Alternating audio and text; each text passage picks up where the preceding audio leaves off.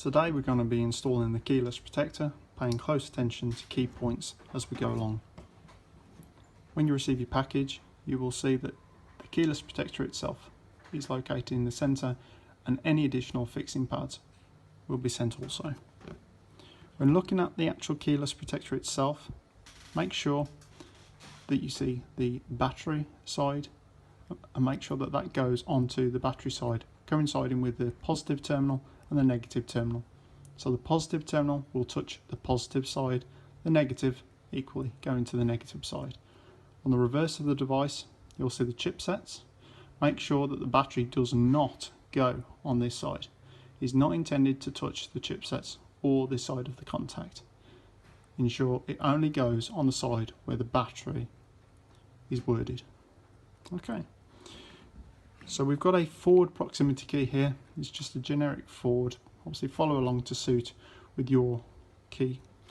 Now we'll just proceed to open this key and show the fitting.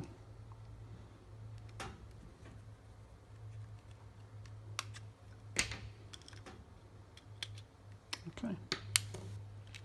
Locate the side with the battery. That's of interest, obviously, to fit in the keyless protector, and raise it up to suit.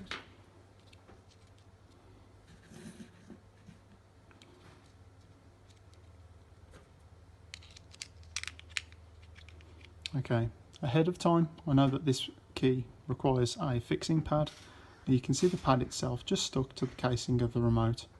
Now the reason you would use a fixing pad is to help the contacts basically get a nice solid connection, and the keyless protector itself isn't rattling around causing loose connections and intermittent functionality. Now take the device and slot it into a slot that seems appropriate.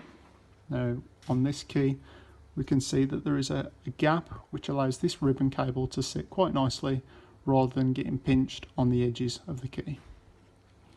So once slotted in, take the battery, slide it into suit, make sure it's got a nice flush connection and hold it down to suit.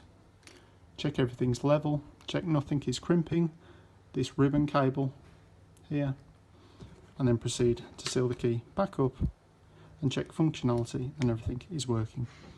Try hold on to the keyless protector as long as possible just to make sure you've got a sound connection, and then just simply slot it down and seal the key back up. With the keyless protector fitted, everything can be tested on the vehicle.